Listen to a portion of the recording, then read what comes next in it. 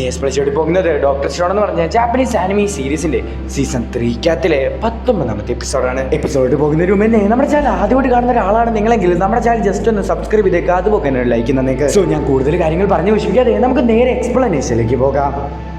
Episode തുടങ്ങുന്നതിന് കാണിക്കുന്നത് നമ്മുടെ ബാർക്കാണെങ്കിൽ എല്ലാവരും പെട്രിഫൈ ചെയ്തിട്ട് ഐലൻഡിലേക്ക് കയറി വരികയാണ്. നമ്മുടെ റാഷിയുടെ കയ്യിലുണ്ടായിരുന്ന ആ പെട്രിഫൈ വെപ്പൺ നമ്മുടെ ബാർക്ക് തിരിച്ചെടുക്കുകയാണ്. നേരമായിരുന്നു നമ്മുടെ ബാർക്ക് ഒരു ഫുഡ് പ്രിന്റ് ശ്രദ്ധിക്കുന്നത്. അത് ഫോളോ ചെയ്ത് പോകുന്ന സമയത്ത് നമ്മുടെ ബാർക്ക് വേണ്ടി കാര്യം മനസ്സിലാക്കിയാണ് പെട്രിഫൈ വെപ്പൺ യൂസ് ചെയ്തുകൊണ്ട് തന്നെ ഒരാൾക്ക് ഇത്ര ഡിസ്റ്റൻസ് ഓടാൻ വേണ്ടി സാധിക്കത്തില്ല. അതുകൊണ്ട് തന്നെ നമ്മുടെ ബാർക്കാണെങ്കിൽ ആ സ്ഥലം മുഴുവനായിട്ട് തന്നെ ഇത് നിരീക്ഷിക്കുകയാണ്. അപ്പൊ അതേ സമയത്ത് തന്നെ അവിടെ നിന്നൊരു ശബ്ദം കേൾക്കുകയാണ്, 5 മീറ്റർ 1 സെക്കൻഡ്. ഇത് കേൾക്കുന്ന സമയത്ത് തന്നെ നമ്മുടെ ബാർക്ക് ഒന്ന് പേടിച്ചു പോവുകയാണ്. കാരണം ഇതാണ് പെട്രിഫൈ ചെയ്യേണ്ട ഫോർമുല.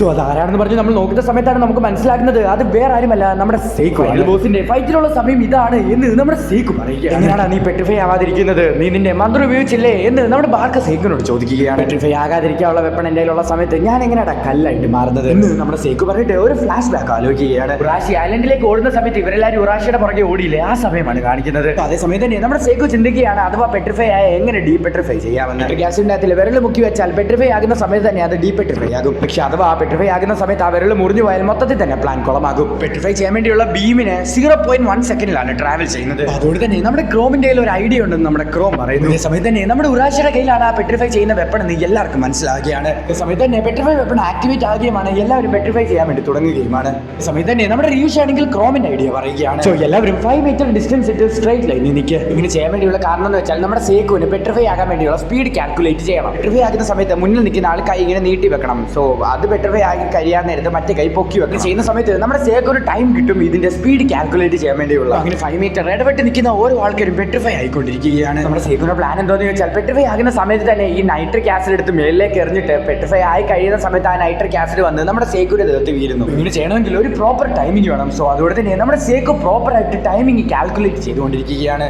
പെട്രിഫൈ ബീമിന്റെ സ്പീഡ് കാൽക്കുലേറ്റ് ചെയ്യുകയാണ് നമ്മുടെ സേക്കു 1.8 സെക്കൻഡ്. 1.8 സെക്കൻഡ് ആകുന്ന സമയത്ത് തന്നെ നമ്മുടെ സേക്കു ആണെങ്കിൽ ആ നൈട്രിക് ആസിഡ് എടുത്ത് മേളിലേക്ക് എറിയണം. അഥവാ ടൈമിംഗ് തെറ്റിയാൽ പെട്രിഫൈ ആകുന്നതിന് മുമ്പ് തന്നെ നമ്മുടെ സേക്കുവിന്റെ ദേഹത്തേക്ക് വന്ന നൈട്രിക് ആസിഡ് വീഴും. പിന്നെ സേക്കു പെട്രിഫൈ ആകും. നമ്മുടെ സേക്കു മാക്സിമം കറക്റ്റ് ആയിട്ടുള്ള ഒരു ടൈമിംഗ് കാൽക്കുലേറ്റ് ചെയ്തുകൊണ്ടിരിക്കുകയാണ്. കല്ലായിരുന്ന സമയത്ത് തന്നെ ഞാൻ ഒരുപാടധികം വർഷങ്ങൾ എണ്ണിയിട്ടുണ്ട്. അതുകൊണ്ട് തന്നെ ഞാൻ നമ്പർ ജീനിയസ്. നമ്മുടെ സേക്കു നൈട്രിക് ആസിഡ് എടുത്ത് കറക്റ്റ് ടൈമിൽ തന്നെ ആകാശത്തിലേക്ക് എടുത്തെറിയുകയാണ്. പെട്രിഫൈ ആകുന്ന സമയത്ത് തന്നെ നൈട്രിക് ആസിഡ് വന്ന് നമ്മുടെ സേക്കുവിന്റെ കയ്യിലേക്ക് വീണ്ടും പെട്രിഫൈ ആകുക. നമ്മുടെ സേക്കു പ്രോപ്പർ ആയിട്ട് തന്നെ എല്ലാ കാര്യങ്ങളും കാൽക്കുലേറ്റ് ചെയ്ത് കറക്റ്റ് ആയിട്ട് തന്നെ ചെയ്യുകയാണ്. അങ്ങനെ ഫൈനൽ ഇത് ചെയ്തിട്ടുണ്ട്. നിങ്ങൾ ആരും ഇല്ലായിരുന്നെങ്കിൽ എനിക്കിത് ഒരിക്കലും ചെയ്യാൻ വേണ്ടി സാധിക്കത്തില്ലായിരുന്നു എന്ന് നമ്മുടെ സേക്കു പറഞ്ഞിട്ട് എല്ലാ ആൾക്കാർക്കും പോയിട്ട് നമ്മുടെ സേക്കു ഒരു ഹായ് ഫൈ കൊടുക്കുകയാണ്. നമ്മുടെ ഉറാഷിയുടെ കയ്യിലാണല്ലോ പെട്രിഫിക്കേഷൻ വെപ്പൺ. സോ അതുകൊണ്ട് തന്നെ നമ്മുടെ സേക്കു ആണെങ്കിൽ അവന്റെ കയ്യിൽ പോയി എടുക്കാൻ വേണ്ടി പോവുകയാണ്. അങ്ങനെ അവനെ ഇടിച്ചു പൊട്ടിച്ചിട്ട് ആ വെപ്പൺ എടുക്കാന്ന് പറഞ്ഞ് നോക്കുന്ന സമയത്ത് നമ്മുടെ സേക്കുവിന് ശക്തിയുമില്ല, അവന്റെ കൈയും വേദനിക്കുകയാണ്. അതേ സമയത്ത് തന്നെ ബാർക്ക് ഐലൻഡിലേക്ക് വരുന്നതിന്റെ ശബ്ദം നമ്മുടെ സേക്കു കേൾക്കുകയാണ്. നേരെ തന്നെ നമ്മുടെ സേക്കു ആണെങ്കിൽ ഷൂ ഒക്കെ ഊരിയിട്ട് ഫുട് പ്രിന്റ്സ് ഉണ്ടാക്കുകയാണ്. നമ്മുടെ സേക്കു പ്ലാൻ ചെയ്തതുപോലെ തന്നെ ബാർക്ക് ആണെങ്കിൽ ആ ഫുട് പ്രിന്റ് ഫോളോ ചെയ്ത് വന്നിട്ട് നമ്മുടെ സേക്കുവിന്റെ അടുത്ത് തന്നെ എത്തിയിരിക്കുന്നു. ഇതാണ് സ്വയം തന്നെ കുഴി തോണ്ടി എന്ന് പറയുന്നത്. നീ തന്നെ ആ പ്രിഷ്യസ് ആയിട്ടുള്ള വെപ്പൺ എന്റെ അടുത്ത് തന്നെ കൊണ്ട് തന്നിരിക്കുന്നു എന്ന് നമ്മുടെ സേക്കു പറയുകയാണ്. സോ ഇതേ സമയത്ത് തന്നെ നമ്മുടെ ബാർക്ക് ആ വെപ്പൺ എടുക്കാൻ വേണ്ടി പോവുകയാണെങ്കിൽ ലേറ്റസ്റ്റ് ടെക്നോളജി ആയിട്ടുള്ള കാർ ഉണ്ട് എന്ന് പറഞ്ഞിട്ട് നമ്മുടെ സേക്കു നേരത്തെ സെറ്റ് ചെയ്ത് വെച്ചിരുന്ന വയർ മുറിച്ച് കളയുകയാണ്. തന്നെ ആ കാർ വന്നിട്ട് നമ്മുടെ ബാർക്കിനെ ഇടിച്ചിടുകയാണ്. ഇത്രയുള്ള കാര്യം എന്ന് പറഞ്ഞിട്ട് നമ്മുടെ സേക്കു ആ വെപ്പൺ എടുക്കാൻ വേണ്ടി പോവുകയാണ്. ഫൈറ്റിൽ ആരുടെ കയ്യിലാണ് സ്ട്രെങ്ത് ഉള്ളതെന്നല്ല ഇമ്പോർട്ടന്റ്, ആരുടെ കയ്യിൽ ആ വെപ്പൺ ഇരിക്കുന്നു എന്നുള്ളതാണ് ഇമ്പോർട്ടന്റ്. തന്നെ നമ്മുടെ സേക്കു ആ വെപ്പൺ നോക്കുന്നു. അന്നേരം തന്നെ ബാർക്ക് എവിടെ നിന്ന് നോക്കുന്ന സമയത്ത് നമ്മുടെ സേക്കുവിനെ കാണാൻ വേണ്ടി സാധിക്കുന്നില്ല. തന്നെ ബാർക്ക് ചാടി വന്നിട്ട് നമ്മുടെ സേക്കുവിന്റെ കയ്യിലേക്ക് കുത്തിയിട്ട് ആ വെപ്പൺ തിരിച്ചെടുക്കുകയാണ്. ഇത്രയും കാലവും ഞാൻ ഇവിടുത്തെ കിങ് ആയിട്ടിരിക്കുന്നതിന്റെ കാരണം ഇത് തന്നെയാണ്. ഞാൻ വളരെയധികം കെയർഫുൾ ആയിട്ട് ഇരിക്കത്തുള്ളൂ. ഇങ്ങനെല്ലാം സംഭവിക്കുമെന്ന് എനിക്ക് നേരത്തെ അറിയാവുന്നത് കൊണ്ട് തന്നെ ഞാൻ എന്റെ ശരീരത്തെ ആർമർ ഇട്ടിട്ടുണ്ടായിരുന്നു. എന്ന് വെച്ചാൽ ആ വണ്ടി ഇടിക്കുന്ന സമയത്ത് നമ്മുടെ ബാർക്കാണെങ്കിൽ ആർമർ ഇട്ടത് കൊണ്ട് തന്നെ നമ്മുടെ ബാർക്കിനൊന്നും പറ്റുന്നില്ല. എന്നോട് കളിക്കാൻ വേണ്ടി വന്നത് എന്തോരം വലിയ തെറ്റാണെന്ന് എനിക്കിപ്പോ മനസ്സിലായോ എന്ന് നമ്മുടെ ബാർക്ക് ചോദിക്കുന്നു. നമ്മുടെ ബാർക്ക് നോക്കുന്ന സമയത്ത് നമ്മുടെ സേക്കുവിനെ അവിടെ കാണാൻ വേണ്ടിയില്ല. ഓടി രക്ഷപ്പെടാൻ വേണ്ടി ശ്രമിക്കുകയാണോ നമ്മുടെ സേക്കു ബാർക്കിന്റെ കയ്യിൽ നിന്ന് ഓടി രക്ഷപ്പെടാൻ വേണ്ടി ശ്രമിക്കുകയാണ്. സോ ഇതേ സമയത്ത് തന്നെ നമ്മുടെ ബാർക്ക് സേക്കുവിനെ ഫോളോ ചെയ്യുന്നു. നേരെ ബാർക്കിന് നേരെ നമ്മുടെ സേക്കു ആസിഡ് എടുത്ത് അറിയുന്നുണ്ടെങ്കിലും നമ്മുടെ ബാർക്ക് അത് തട്ടിക്കളയുകയാണ്. എന്റെ ഇങ്ങനത്തെ മന്ത്രമൊന്നും എന്റെ മേലെ ഇനി വർക്കാകത്തില്ല. സ്ഥലങ്ങളെയൊക്കെ കുറിച്ച് നിന്നെക്കാട്ടി കൂടുതലായിട്ട് എനിക്കറിയാം. അതുകൊണ്ട് തന്നെ നിനക്ക് ഒരിക്കലും ഇവിടെ നിന്ന് രക്ഷപ്പെടാൻ വേണ്ടി സാധിക്കത്തില്ല. സോ അങ്ങനെ നമ്മുടെ സേക്കു ഓടി ഒരു മലയുടെ തുമ്പത്ത് വരികയാണ്. നമ്മുടെ സേക്കുവിന് ഇനി ഓടാൻ വേണ്ടി ഒരു സ്ഥലമില്ല. ഹേ ബാർക്ക്, ഇനി ഒരു ഇഞ്ച് നീയാണെങ്കിൽ എന്റെ കയ്യിൽ ഇരിക്കുന്ന ഈ സാധനം ഉപയോഗിച്ചുകൊണ്ട് ഞാൻ നിന്നെ ഷൂട്ട് ചെയ്യും എന്ന് നമ്മുടെ സേക്കു പറയുന്നു. ഈ മന്ത്രം ഞാൻ ഇനി ഒരിക്കലും വിശ്വസിക്കത്തില്ല. കാരണം ഇത് നിന്റെ നേരത്തെ തന്നെ ഉണ്ടായിരുന്നെങ്കിൽ നീ നേരത്തെ തന്നെ എന്നെ ഷൂട്ട് ചെയ്തേനെ. ഇവനെ പറ്റിക്കുന്നത് കുറച്ച് പാടാണ് എന്ന് നമ്മുടെ സേക്കു മനസ്സിൽ ചിന്തിക്കുന്നു. നേരത്തെ എന്തോ പറഞ്ഞല്ലോ, ബോസ് ഫൈറ്റോ.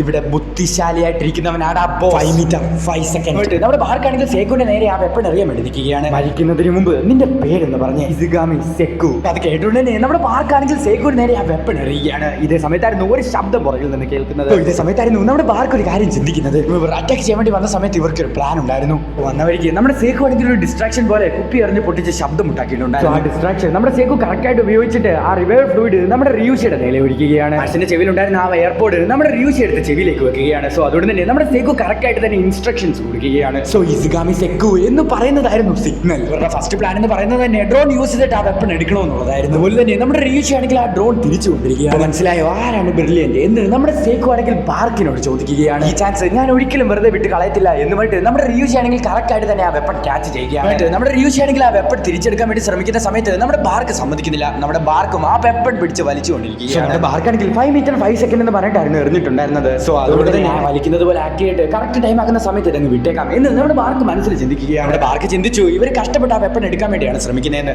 റിയൂഷി അതങ്ങ് വിട്ടേക്ക്, കൗണ്ട് ചെയ്യുന്നതാണ് എന്നോട് സ്പെഷ്യാലിറ്റി എന്ന് നമ്മുടെ സേക്കു പറയുന്നു. തന്നെ ആ വെപ്പൺ ആക്ടിവേറ്റ് ആക്കിയാണ്. എന്നാൽ നമ്മുടെ ബാർക്കാണെങ്കിൽ തൊപ്പി യൂസ് ചെയ്തിട്ട് നമ്മുടെ സേക്കുവിന്റെ റിയൂഷിയുടെ നേരെ ആ വെപ്പൺ തിരിച്ചു വിടുകയാണ്. എയർഫുൾ ആയിട്ട് ഇരിക്കുന്നതാണ് എന്നോട് സ്പെഷ്യാലിറ്റി എന്ന് നമ്മുടെ ബാർക്ക് പറയുകയാണ്. നിങ്ങളുടെ രണ്ടുപേരുടെ കഥയും അവസാനിച്ചടാ എന്ന് പറഞ്ഞിട്ട് നമ്മുടെ ബാർക്ക് ചിരിക്കുന്ന സമയത്തായിരുന്നു റിയൂഷി ഓടി വന്നിട്ട് ആ വെപ്പൺ നമ്മുടെ ബാർക്കിനെ നേരെ തെള്ളി വിടാൻ വേണ്ടി ശ്രമിക്കുന്നത്. എന്നാൽ നമ്മുടെ റിയൂഷി കല്ലായിട്ട് തറയിലേക്ക് വീഴുകയാണ്. മണ്ടൻ, നീ കല്ലായിട്ട് മാറടാ.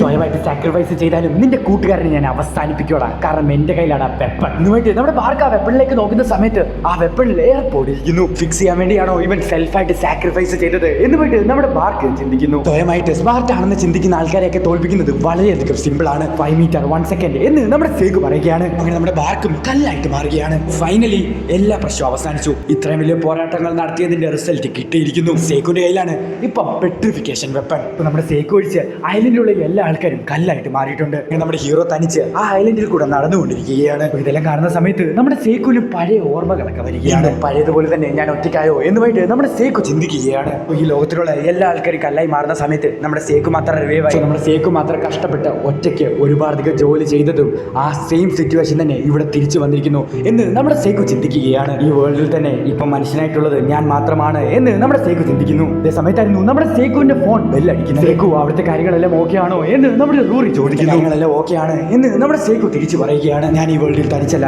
എനിക്ക് ഫ്രണ്ട്സ് ഉണ്ട് എന്ന് നമ്മുടെ സേക്കു ചിന്തിക്കുന്നു. അവിടെ വെച്ച് ഈ എപ്പിസോഡ് അവസാനിക്കുകയാണ്. ഇപ്പൊ നിങ്ങൾ എല്ലാവരും ചിന്തിക്കുന്നുണ്ടായിരിക്കും എല്ലാ കാര്യങ്ങളും അവസാനിച്ചു എന്ന്. എന്നാൽ നിങ്ങൾ വിചാരിക്കുന്നത് തെറ്റാണ്. അടുത്തടുത്ത എപ്പിസോഡ്സ് കാണുന്ന സമയത്ത് നിങ്ങൾക്ക് മനസ്സിലാകും കളി ഇതുവരെ തുടങ്ങിയിട്ടില്ല, ഇനിയാണ് കളി തുടങ്ങാൻ വേണ്ടി പോകുന്നതെന്ന്. എപ്പിസോഡ് നിങ്ങൾക്ക് ഇഷ്ടപ്പെട്ടെങ്കിൽ ഉറപ്പായിട്ട് നമ്മുടെ ചാനൽ സബ്സ്ക്രൈബ് ചെയ്തേക്ക്, ലൈക്ക് ചെയ്തേക്ക്, ഷെയർ ചെയ്തേക്ക്. സോ അടുത്ത ദിവസം അടുത്തൊരു എപ്പിസോഡ് വരുന്നവരിക്കും ബൈ.